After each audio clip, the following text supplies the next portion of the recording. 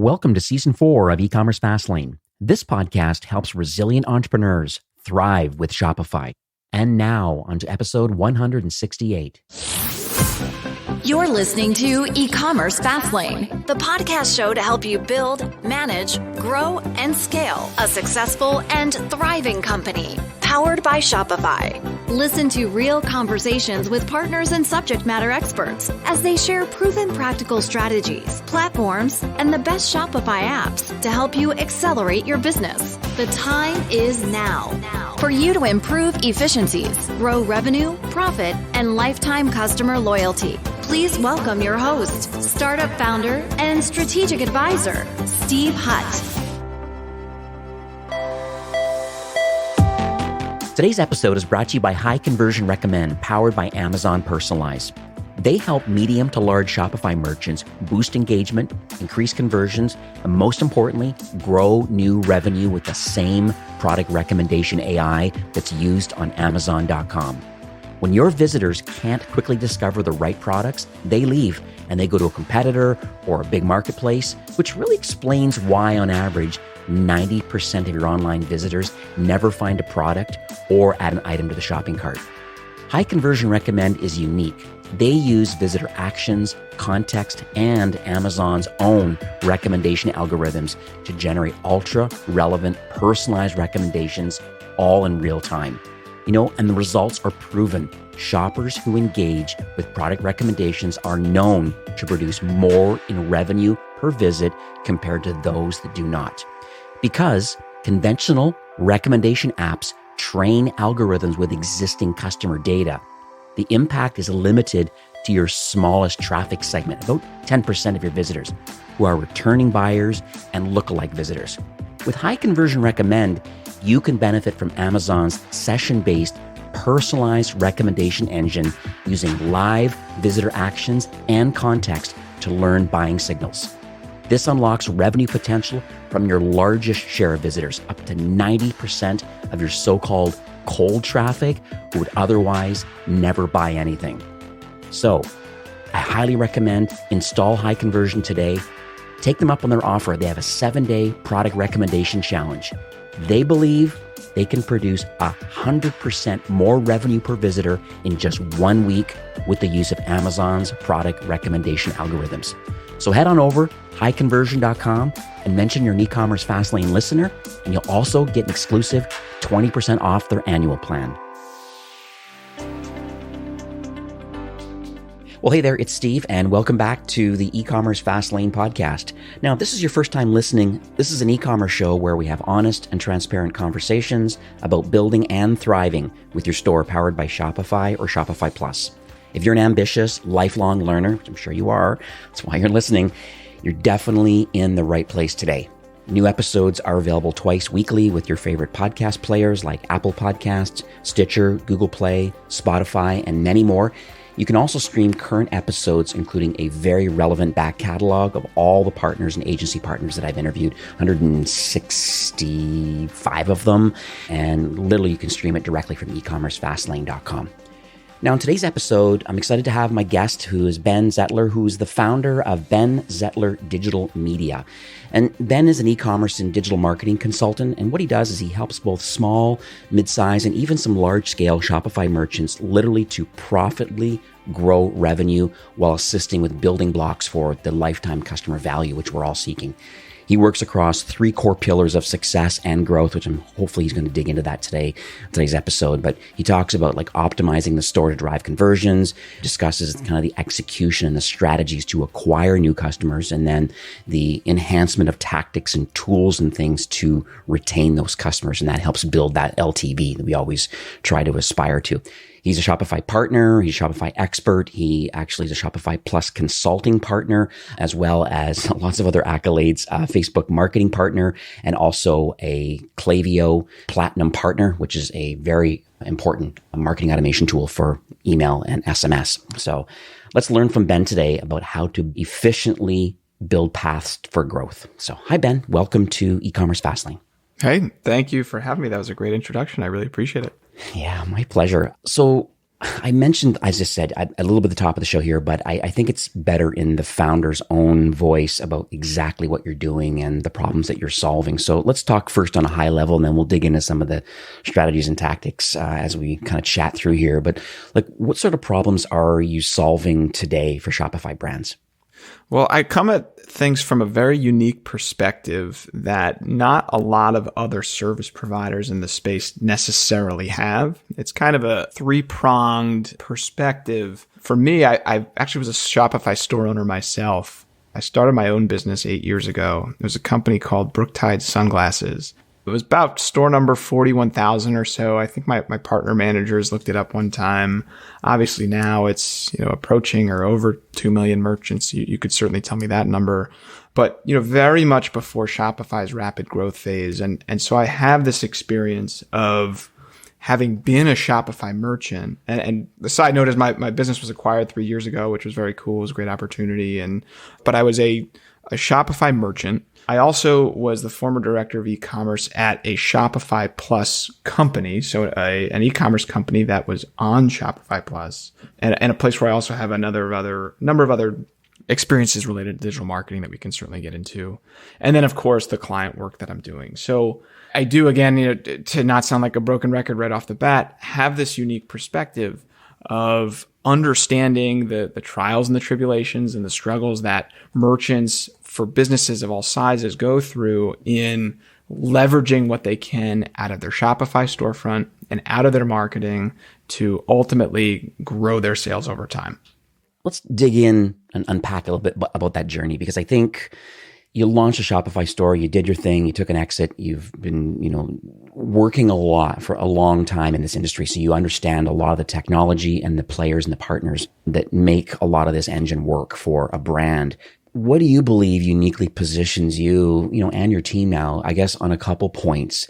Number one, the desire. Why did we flip from being an operator of a e-commerce platform or e-commerce company to now wanting to help people grow their brand? So that's the desire part. And then do you believe that the expertise just came out of kind of being in the trenches and learning it, executing and doing it, and thinking, hey, wait a second, I know what I'm doing. I've obviously done it and taken an exit. I believe I want to continue in my journey of, digital marketing and helping other brands grow and scale. Yeah, I mean, you pretty much answered it right there. And I'll answer the second question first, in that it's something that definitely has naturally grown. I mean, this is not anything of what I'm doing on a day-to-day basis has nothing to do directly. Of course, there's learnings here and there. Nothing to do directly with, let's say, what I learned in college. Maybe now, and it's crazy to say I'm 30 years old, so maybe now what they're teaching in college is a little bit different than 8, 9, 10, 12 years ago. But it's all from experience, every single bit of it. Not that college isn't important. A lot of people today say that, oh, you don't go to school, it's no big deal, get your experience, do this. I'm not in that camp, but there's just different things that you learn. But yeah, I mean, I've really, really enjoyed that process. And I think unintentionally in some ways, when I did grow my business, which was kind of spurred on from, well, I'm now out of college. I now don't have a job. I now need to do something to make money. That's why that started. And it just kind of grew and grew and grew to the point where, so-and-so knew that I'd started a business. They needed help with their Shopify website. And this friend needed help with their social marketing. And all of a sudden I started to take on what I would call real clients, meaning people that I didn't know. And then Shopify invited me into the partner program. And then I got invited to the experts program. And, we're fast forwarding 8 years later. And this is my life. This is my career. And this is what I enjoy doing. So it is definitely something that unintentionally happened and grew over time, but something that I definitely do really enjoy. Mm-hmm. And then to answer your first question, I mean, going from, I think, a little bit of a different way than a lot of folks may do it. Like you hear a lot of, somebody started at an agency and they started to learn about digital marketing and e-commerce, and they decided, well, I enjoy what I'm doing, but I'm not so passionate about the products that we're selling, and I want to start my own business. I've had a reverse experience, and It's tough to say because that's sort of my experience. And I do get that question even from potential clients sometimes. Well, if you're so good at this, and why don't you just start a new business, or why aren't you still running that business? And, it's just a different level of joy, I think. I mean, I do truly get joy out of working with different clients. Things are always fresh, working in different industries. And I found a really distinct niche from a service provider's perspective that is not necessarily filled, because I bill myself as a consultant, though the way that I operate, and I do have folks on my team, it's very much as if it were what I would think of as an agency, a formal agency. But I'm very much involved in the day-to-day of what I do with my clients because I enjoy that. And it's a different value from a pricing perspective, and the types of clients that are looking for that level of service and where they're at in their journeys. And it's a really fun niche that I think I've filled and that I enjoy being in the middle of. Lovely. Thanks for sharing that. It sounds like we're cut from the same cloth, so to speak, because I also have the same sort of entrepreneurial journey. Got out of college, working for Best Buy, wanted something better, launched an eBay store, became a power seller, ran that for 7 or 8 years, then got involved in a startup in optical, selling contact, kind of in that same optical space, but selling contact lenses and glasses. That massively blew up, took an exit on that, and then agency world for 4 years, and then learned about Shopify while I was at the agency. And then next thing you know, here I am as part of the merchant success team at Shopify, but then also, my digital brain is this podcast, which really helps. And you call yourself a consultant. I would agree with that. I kind of label myself as more of a trusted advisor. So same idea. I'm doing the same things you're doing with the brands that I manage, about talking about improving efficiencies and profitably growing revenue or building lifetime, loyalty. These are all things, along with how do you maximize the value of the Shopify's platform and the partner ecosystem, which I hope we're going to dig into in a few minutes, because I think there's some necessary pieces of the puzzle that make a lot of this work on top of just the core platform. So, Shopify does have a framework, which I'm not sure if you're familiar with at all, but I know a lot of people that have listened to the show. I mentioned it a few times, and this framework is called MGM, this merchant growth model. And we essentially talk about 6 key business drivers. There's acquisition, the conversion, the retention, the brand strategy, the business operations, and the last one is technical solutions and integrations. And we talk about the maturity levels of all of these things as part of our ongoing dialogue with brands. Now, with so much work to be done, and I've noticed a lot, even with the brands that I have, I try to structure 90-day sprints and kind of help them move along their journey of maturity and complexity. But, what's the low-hanging fruit first, and then what do they want to work on? That's kind of, I think about these 6 drivers and their maturity levels. Have you noticed any mistakes that a lot of Shopify merchants are making today as it relates to maybe your 3 pillars that we talked about, or any one of these sort of, acquisition, conversion, retention, and brand strategy, any of these sort of things? Does anything come to mind about sort of things that are challenges that you believe founders need to be overcome to help with their growth? Yeah, absolutely. I mean, I see so many similar things across so many different merchants at all different levels of revenue all the time. Fortunately, being in the Shopify partner space and being ingrained in the experts marketplace, I get the opportunity to speak with a lot of different merchants. Again, different revenue levels, different types of businesses. They're selling different products, some that are drop shippers, some that have, created their own clothing that they do in-house, jewelry companies, athletes, you name it. And from the perspective of the services that I offer and the things that are most commonly missing, regardless of business size, email and text marketing, let's just talk specifics. It's just not, folks are not doing it great in a lot of cases. There's plenty of brands that are out there that are doing it super well, either in-house, they're working with a third-party team, whatever it might be. But there's so much opportunity, especially with the changes that have come in from iOS 14.5 and how that's affecting advertising attribution and just general performance across all platforms. Owned marketing, now more than ever, is the time to step that up for any brand. If you are not, I'm biased because I truly believe that it is the best platform to use from an email and text marketing perspective, given my experience with so many different platforms. But if you are not on Klaviyo, if you are not using text marketing within that, in addition to email, what are you doing? Because again, there's so many opportunities that are being missed from a retention perspective, where a client's maybe not doing any email marketing at all, or if they are, they're collecting emails, but they're not presenting any type of offer to actually get those users to convert, or they've heard of text marketing and they've thought about doing it, but it's not necessarily a priority for them because they haven't seen the value and the power that it can. I see that all the time. That's just one. I mean, even from an advertising perspective, even despite all the changes that have gone in place over the course of the last just 6 weeks, as we sit here on this podcast in mid-June 2021, how that's changed and how that whole world has changed over since the beginning of May. It's still, super important from a customer acquisition perspective to have a very specific strategy when it comes to how you're going to handle advertising, regardless of how much you're going to spend. Are you going to spend $100 a month? Are you going to spend $100,000 a month? The principles are still there in terms of how you want to acquire users, the way that you're going to structure targeting, how you're going to funnel them into displaying different pieces of content. That all kind of ties in even to the branding and the different categories you just mentioned before. That too goes ignored. And there's many reasons why. I mean, for some, it's that they just don't have that level of expertise and awareness to understand the tools that are at their disposal to really dive into these things. And for others, and I think you were on one of the webinars that I did with the Shopify team, I try to talk about this a lot because I was one of them.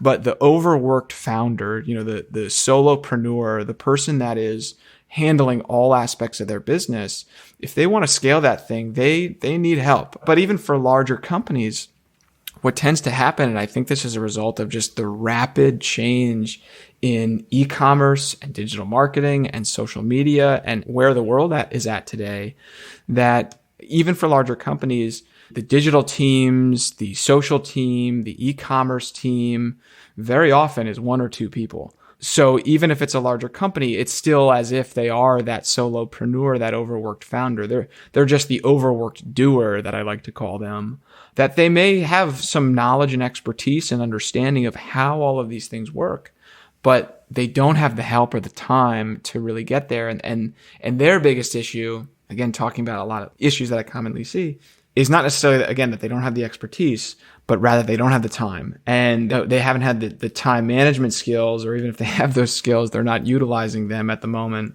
to really make sure that they're concentrating on all these different areas that are so vital, that are the lifeblood or the lifeline towards their e-commerce business. I'd also add to that too is I find a lot of the brands that I manage, a lot of them suffer. If it's the solo founder or the overworked founder or people just taking on too many tasks and roles, a lot of them suffer of what I call the shiny object syndrome. And they're always asking me about, hey, I found this new app and I think it's going to solve a lot of my problems. And I think the reality is that you really need to kind of distill it down to the basics and saying like, what are we trying to achieve here? What's the problem we're trying to solve? And is it possible on Shopify Plus to do it natively, either through scripts or through some kind of, or Flow or Launchpad or like whatever it is there. And there's a lot of native things inside Shopify that can be done without having to use an app. So then you get to leverage the power of, the cloud that Shopify is on through Google versus, dependencies on third parties. So I think I think you mentioned it, but the kind of the over usage of apps and stuff sometimes, or just thinking that an app is going to solve the problem. I think overall, if you actually look at some of the largest brands, they're not sitting on 30 or 40 apps in their admin. They're not, because they know every app they add is slowing down their website. And that goes into another whole conversation of SEO and site experience and web vitals. And that's another whole rabbit hole. Yeah. I mean, I feel like I'm talking to myself. I mean, that's the exact conversation that I have with my merchants that I work with that are on Shopify Plus, or they're at a certain volume where it's really all about the optimization of their site and what are we doing to grow the business to a certain level. Yeah, absolutely. I see that all the time too. The Shopify app ecosystem is one of the reasons why Shopify has grown to the level that it has, and why the platform itself is so special in my eyes, and has helped millions of merchants own businesses, and has also matured so that millions of people work for these developers that create these apps and these services. It's a great thing. But when it comes to optimizing the business for a merchant, when you want to implement a new feature, or you want to do something, you have to ask yourself, like, is this something that ties to what should be a core part of our strategy? Is it really going to help us? And if it's not going to help us, is it going to hurt us from a performance perspective? And yeah, I mean, I'll take on a new client that's on Shopify Plus. Well, first thing I'll do is I'll go to their app page in the admin, and I'll see 50 different apps. And then the first question I ask is not, why are all these apps installed? I ask, okay, have you been tracking? They probably haven't, but can you at least list off for me how many apps you have also uninstalled over the last year or two? Because that's also things that people don't think about. I mean, from a performance perspective, I know we're talking pretty specifically here, but you mentioned load time. Yeah, if you had 20 or 30 other apps that were installed that all have their scripts embedded on the back end that, sometimes they say, yeah, it's automatically going to be removed, but the reliability of that is generally pretty low when that happens automatically. And all of these things affect performance. Why is my website so slow? Or why is this happening on my website? Or it creates all of these problems. And even not just thinking about things from a load time perspective, other problems that I see with what merchants are doing at all revenue levels when it comes to apps and different features and different great things that you can achieve with them is that it takes away from the brand. And that's a whole nother element where, if you go to a website and you start to get bombarded with modals and countdown timers and sticky bars that say, yeah, spin and win. This thing, this customer in Tulsa, Oklahoma just bought, 30 seconds ago. And, those are rarely ever based on real purchase data anyway. All of these different things where it's like, colors are off and fonts are mismatched. And, why does the customer want to be bombarded with all this stuff anyway? And it just feels like kind of, for lack of a better term, like hokey. Like it doesn't tie well into the brand.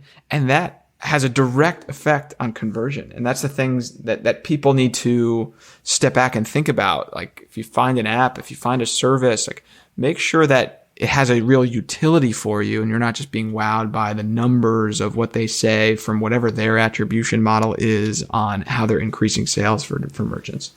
Yeah, it's all about trust. And you're right. And you use a lot of different tools and things like that. And that's what happens. Is there is a disparity in the brand and the brand voice and just the execution in general about like, am I just a number or are we building community and loyalty? And are we raving fans around the brand? Is there an environmental or social impact around the brand? There's so many things that you need to think about, not just adding on an app to solve what you believe is going to help you get to the next level. So let's pivot a bit into those apps because I think it sounds like you have a lot of experience in just identifying what is inside a brand's admin and then trying to justify, well, why are those there?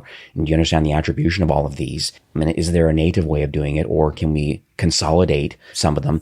And so I'd say as of today's recording, probably more than 6,000 or so in the App Store. And there's probably countless marketing platforms and, customer service solutions and things that also connect to Shopify. And a lot of those, companies I've interviewed here on the podcast. And do you have a list that maybe you could share with our listeners today, maybe of like a must have, like any kind of tools or marketing platforms? You say, hey, if you were to start a fresh store today and you were to launch, what is necessary in the admin from, let's forget if they're on Plus or not, it's kind of a separate conversation, but let's just assume what sort of things do you believe need to be in the admin for apps that maybe Shopify doesn't have natively?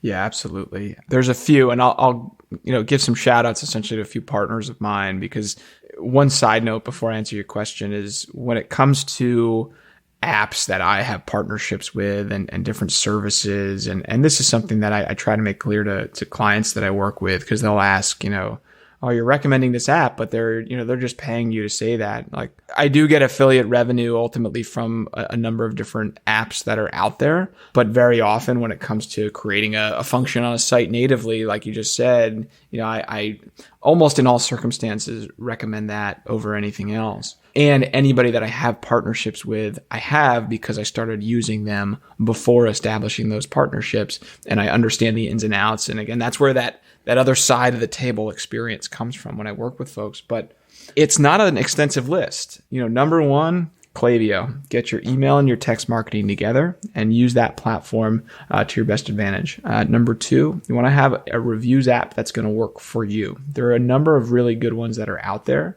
I'm a really big fan of Junip. It is a relatively newer app from a reviews perspective. What I like that they've done is that in their, we can call them the lower level pricing plans or the lower level offerings, You can have Google Rich Snippets integrated. You can integrate with Klaviyo so that you can run your automations for review prompts out of Klaviyo. The data integrations are pretty seamless. And it's also pretty customizable too. Like if you want something beyond just a star rating, we're actually in the middle of a project with a client now that's moving over to Plus. I'm not going to name the name of the company, but it's a fun set of products that they have around like games and puzzles, and a difficulty rating is like a thing that can be facilitated with that app. But there's a number of good ones that are out there, and a lot of folks will want to have different elements of like visual reviews and postings and things, but make sure that you have a reviews app that works for you. I'm also a really big fan of an app called Gatsby, and this is really newer, but what Gatsby does, I essentially kind of call them almost a technology platform where they have really refined the process of making influencers out of your everyday customers. What they do is they can get opt-in for a user, let's say within a Klaviyo pop-up, putting in their Instagram handle, and then they can track when a user mentions you right now on Instagram, and they're going to be expanding to other areas like TikTok and YouTube and things like that. So you can leverage that information to say they enter their handle. They can assess, okay, this user has over 1,000 followers. That's pushed as a custom property to Klaviyo. You can serve them a flow that says, hey, mention us and we'll give you 20% off or $10 off your next purchase. They make the mention, another triggered flow happens to actually deliver that incentive. It's a very cool platform. I definitely recommend that merchants that have high repeat purchase rates or consumable products get into for sure. Beyond that, there's so many that are out there. But again, like I said, relatively short list. I mean, another one that I'm a really big fan of is called Wisp. It's from the same company that created Wise Pops, like the pop-up and modal tool. But what Wisp does is serves a notification feed on your website. So you can have a little bell, in the header or in your toolbar of your site. And, like you would, let's say on a news site or ESPN.com or within the confines of a social app or something like that, you can serve notifications to customers that are dynamic in nature. So they're, someone's coming back to your site, they've made a purchase before, they can be shown something different than somebody who's brand new. And it speaks more towards like kind of the natural way that people are used to interacting online, particularly on mobile phones. And they have high rates of interaction, a really good way to curate new product releases and information that you want to push forward, sales and anything else of that nature.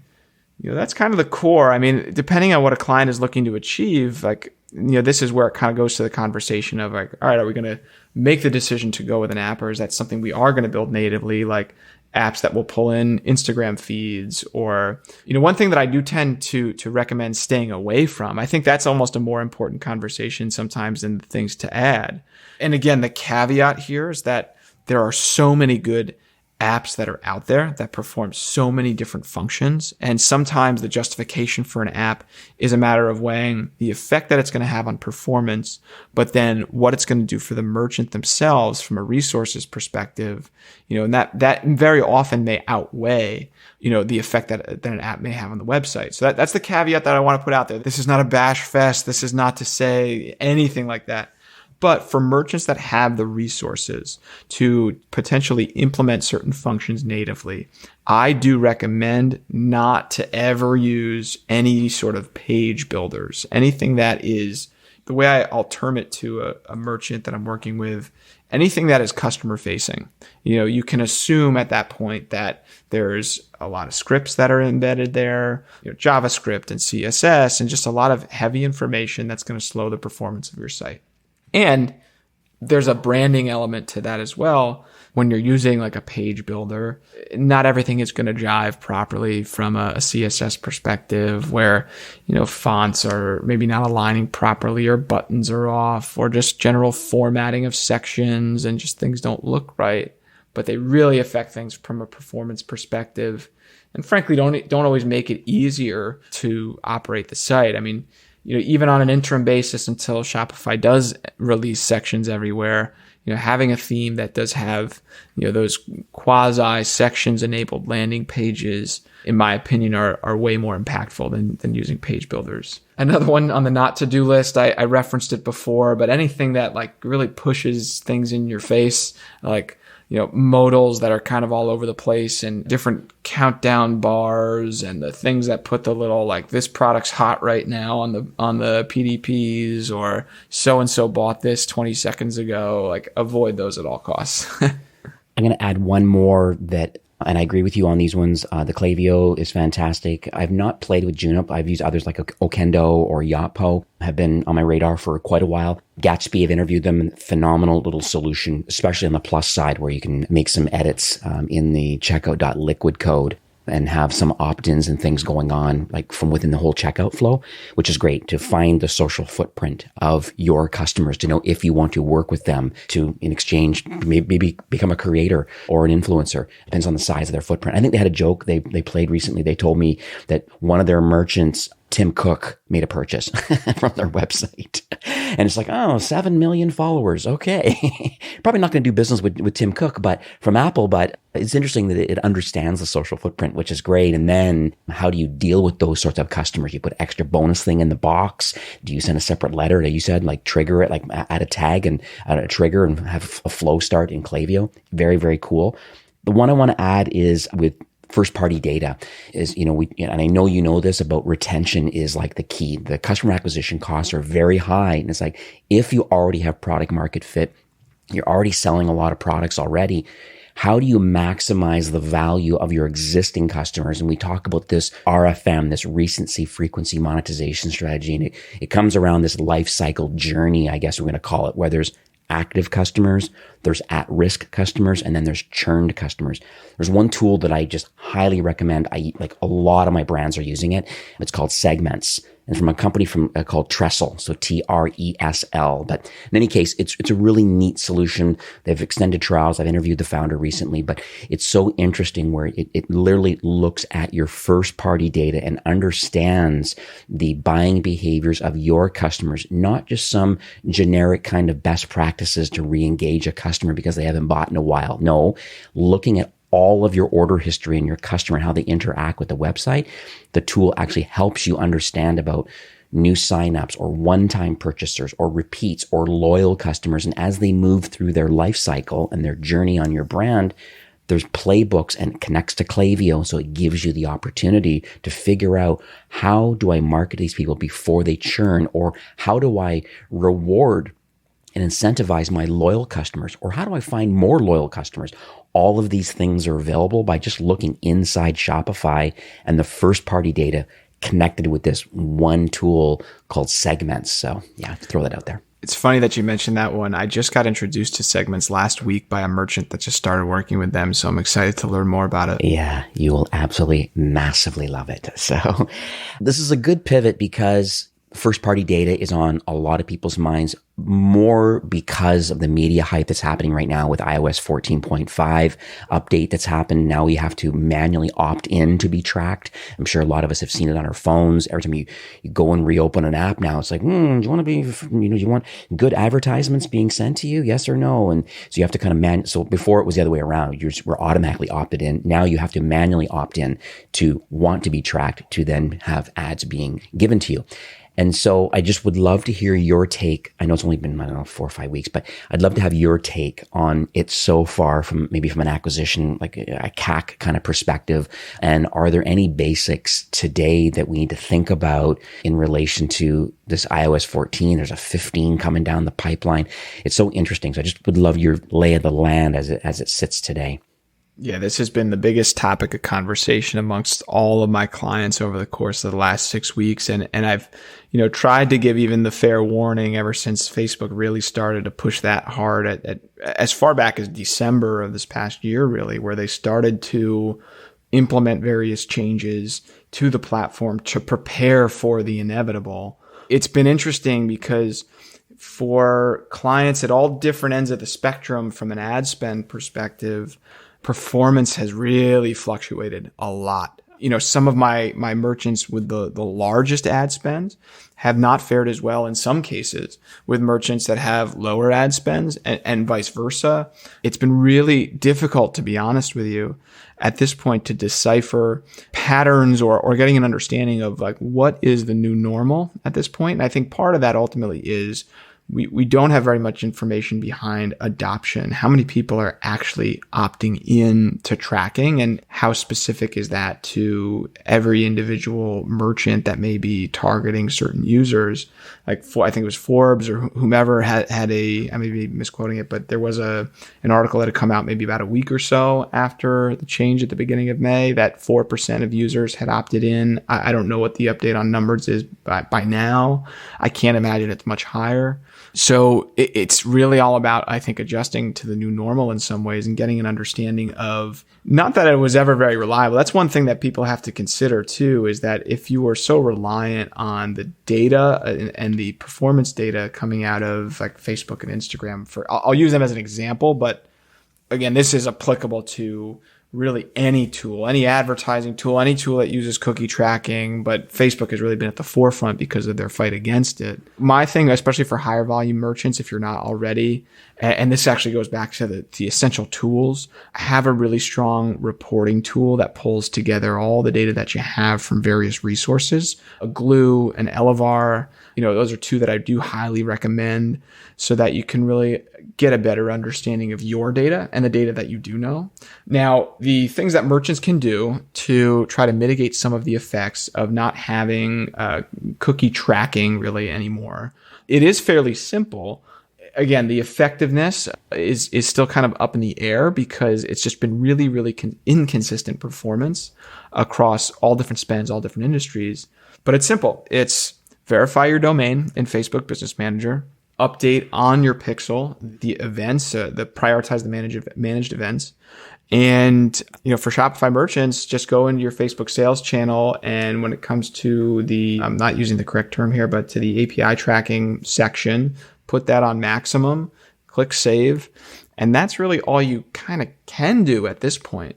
Now, from a strategic perspective, with the actual advertising, there's also some other recommendations that Facebook has put out there that I've had conversations with my partner managers at Facebook about what they're seeing some folks have success with. Some things to do. So, before, where a company may be super reliant on lookalike audiences based on a pixel event, primarily purchase history, those have become less reliable. So you may want to create lookalike audiences based on things like engagement, traffic, link clicks, landing page views, things that Facebook has all the data for. You also may want to consider lookalike audiences based on manually uploaded customer lists. So get as many people that have purchased as possible, export their email addresses, import them into a saved audience in Facebook, or into a custom audience rather, and then create lookalike audiences based on that. Because then Facebook can work its magic in matching those email addresses to user profiles, and in theory, will have more data than the now unreliable pixel-related data for purchases. Also, I would recommend testing optimization events for different pieces of advertising.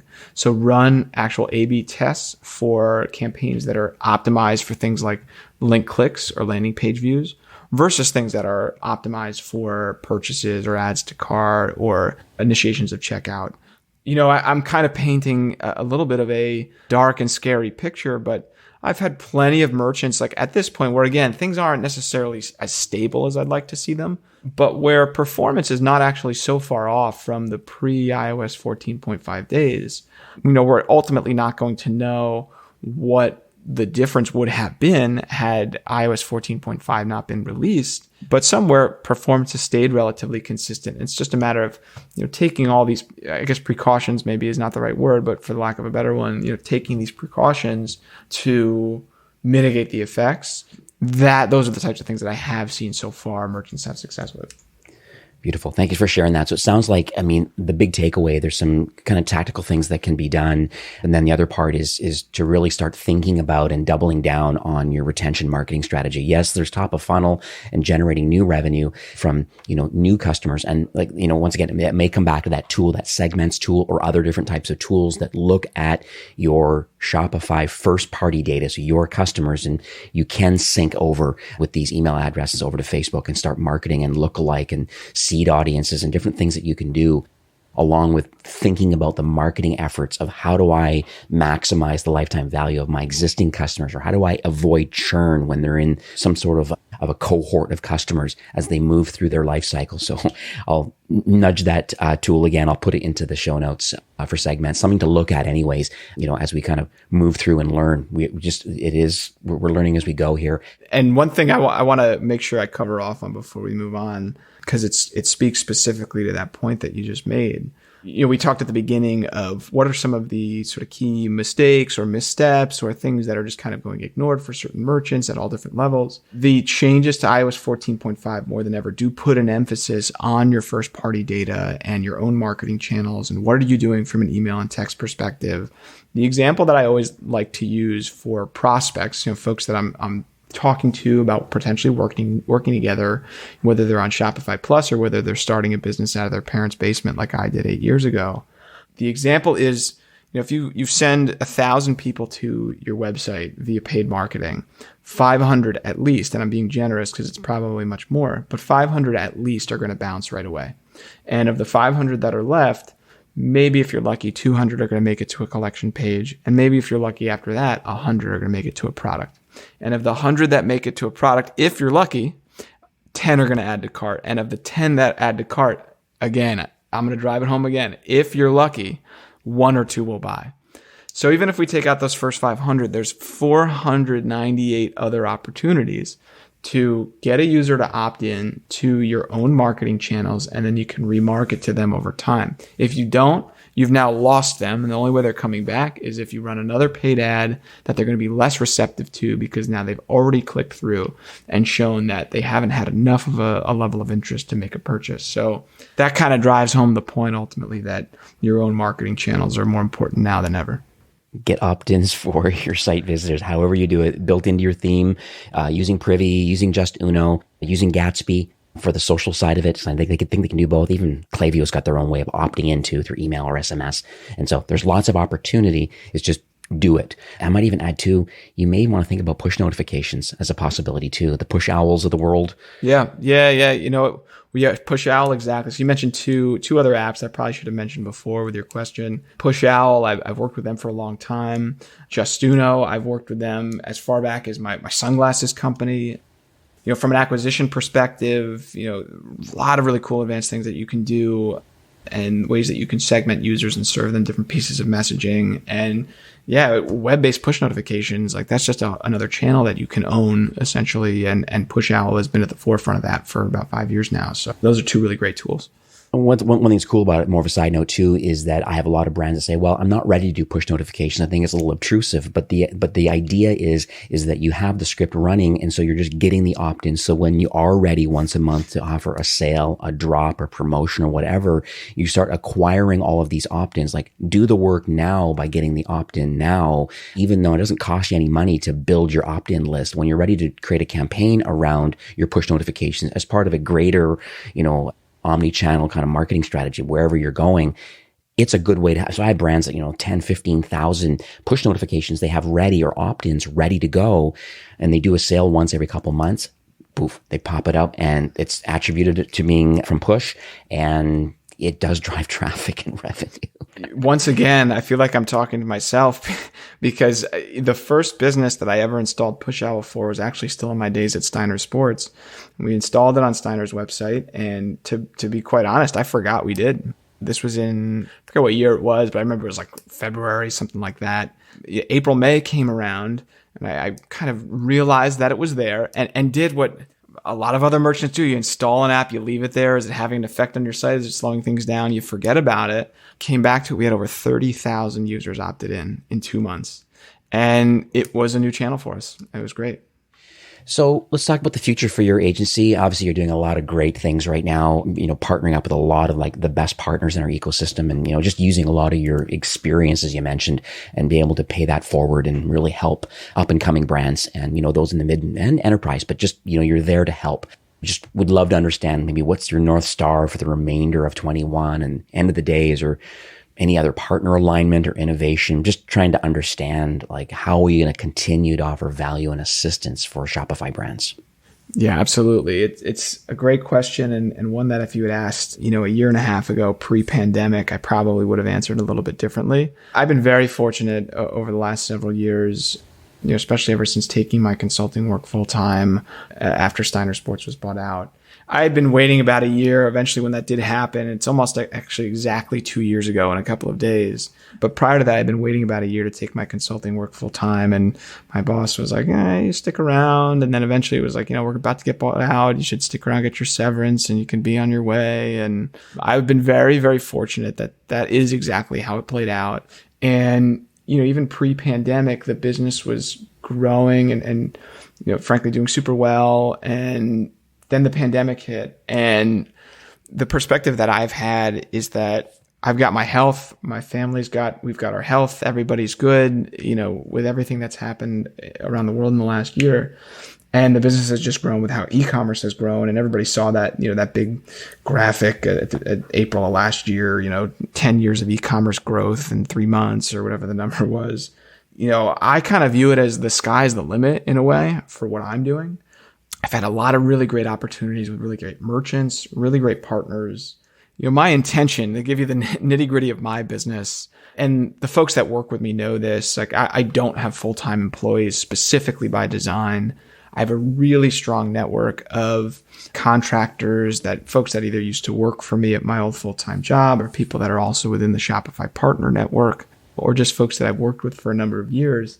And it's really, for me, a matter of building that further so I can add more value to clients and grow this business and just kind of keep my head down and keep doing for as long as I can because I get enjoyment out of it. And I have really had a lot of fun with the ride that this has been over the last several years. And I'm certainly very excited for what the next few years will bring. I think you're smart about the gig economy and understanding these SMEs, we call them like these subject matter experts. I think there's some real merit in maybe not having everyone on payroll, but the proof is in the execution and the results that come out of experts by vertical. And so I think it's interesting that you're building a Rolodex of very interesting partners that you can lean on as part of an overall scope of a project or an ongoing project. So I think that's very notable. This way, instead of having to worry about the training and all this stuff, it's like, no, at the end of the day, it really is about what these partners bring very specifically. And then there's learnings for everybody within the organization, but mostly from you down. But I think it's great. Great idea to keep pushing through on that. Let's kind of get wrapping up here for today, but is there any, I guess I'd say like maybe takeaways or any next steps? What are the action items that you want those listening today? What do you want people to do today based on this conversation? So I hope this conversation has helped merchants at all levels potentially get a couple of snippets here and there through my ranting about what they can do to improve what they're doing from a marketing perspective with the tools and resources that they take advantage of, as well as the setup of their website and the resources that are there at all different plan levels, even if they're not on Shopify Plus, and really to just keep in mind the importance of all of these different resources. And this is kind of a message almost to some of the bigger companies that are out there that they have that 1 or 2 person team that's handling different things, that is maybe a bit just not ill-equipped, but burnt out, frankly, with all of the different areas of the businesses that they have to touch. So, just to really understand the importance of what they're doing digitally on their website, through their marketing, I hope I've given a glimpse into what people can, really prioritize. Definitely have. and some great recommendations for some tools and really some mindset around how you need to attack your website and really take a step back and talk about what the problem that you're trying to solve and understanding the customer journey and building retention marketing into it and owned media. We talked a lot about that. So I think these are great topics. So how can people learn more about your agency and kind of the next steps? Yeah, absolutely. So I try to keep it simple. Just go to benzettler.com, benzettler.com. I'm super active on Twitter, LinkedIn, Instagram. All my handles are at benzettler. There you can view a lot about the services that I offer, as well as just some of the insights that I like to share and different podcasts and webinars that I'll go on and have a lot of conversations like this that they can ultimately learn more about how they can make improvements. And certainly, if somebody out there listening is interested in potentially speaking with me about working together, something that I am doing exclusively for listeners of this episode, if they go to ecommercefastlane.com/benzettler, there they can find a contact form where I'm offering a limited number of free consultations, so free 30-minute consultations. We can get on the phone, talk about anything related to your business that you may need help with, that you have a question about, that you're looking for, a little insight and expertise on. I think we can talk about how we may be able to potentially work together in the long term as well. Well, I'll make sure I update that in the show notes.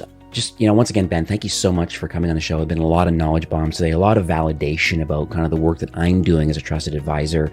And it's nice to see that we're in alignment, maybe, brothers from another mother, who knows. But it's just interesting that we definitely are in alignment about, what can we do to help brands grow and scale. And I think we are, both from a Shopify perspective, but then from an agency perspective, it sounds like you're aligning yourself with the right partners and the right, strategy. And I really appreciate that. And, one thing that I think already that I just want to make sure we're clear by the end of the show is that Shopify really is on a mission to make commerce better for everyone. I would say almost even democratize it. And it seems very clear to me based on this recording today that you are also in tight alignment really with wanting to help Shopify brands. I mean, you're coming on the show and 45 minutes later, we're getting into, there's a lot of great, insights that you've shared today. And I'm just wanted to thank you for that. I wanted to thank you for sharing your vision. And I guess most importantly, just giving back to the Shopify ecosystem. There's lots of brands in different maturities. And I think there's some great value in this recording today. Yeah, thank you so much for having me on. One of the things that I always say, and then I'll close on, is that Shopify over the last 8 years has very literally changed my life. Unexpectedly so. Like I said before, I started my sunglasses business sort of out of necessity, kind of had this itch. Like I always wanted to maybe do something. It would be fun to own my own business. My great grandfather owned his own business. He owned a 5 and 10. My grandfather owned a dry cleaners. My father, who is still going, owns a party decorating and events business. Entrepreneurship is very much in my blood, but never really expected, to be honest with you, that it would turn into what it has turned into today. And I really have Shopify to thank for that. I can remember a very specific conversation that I had with a partner manager a few years ago. I always give her a shout out, Lauren Hellstab. And she was my partner manager at the time, and always very forward with everything, and asked, like, what would it take for you to take your consulting work full time? Like, what would it take to get there? And for whatever reason, she was very interested in the growth of my business, and I really appreciated that. And to be honest with you, up until her asking me that question, I had never even thought about it. I had never thought that this was something that I could turn into a career. And it very much has. And with that, anytime I get opportunities to get on a podcast like this, or do a webinar, or give feedback on the Shopify partner portal, or on different offerings within Shopify, or work with different app developers, or whatever it might be, I always take advantage of those opportunities. It's all a symbiotic relationship. Certainly, the more I do, the more I can get out of it, the more I could potentially help merchants, the more merchants are helping me grow my business. Like, it helps everybody. But I very much have Shopify to thank for what my career is, and even what my non-work life is. And it's something that I'm very grateful for sure. Sound like the flywheel is going. So that's great. All right, Ben. Well, thank you so much again, and have yourself a great afternoon. Thank you so much. I really appreciate it. Today's episode is brought to you by High Conversion Recommend, powered by Amazon Personalize. They help medium to large Shopify merchants boost engagement, increase conversions, and most importantly, grow new revenue with the same product recommendation AI that's used on Amazon.com. When your visitors can't quickly discover the right products, they leave and they'll go to a competitor or a big marketplace. And that kind of explains why, on average, 90% of your online visitors never find a product or add an item to the shopping cart. Effective product discovery is a must-have capability for all Shopify brands with 50 products or more in their catalog and ideally $1 million per year in revenue. High Conversion Recommend uses visitor actions, context, and Amazon's own recommendation algorithms to generate ultra-relevant, personalized recommendations, and most importantly, all in real time. So install High Conversion today and take them up on their offer. They have a 7-day product recommendation challenge, and they believe they can produce 100% more revenue per visitor in just 1 week with the use of Amazon's product recommendation algorithms. So head on over, highconversion.com, mention e-commerce Fastlane as a listener. You'll also get an exclusive 20% off their annual plan.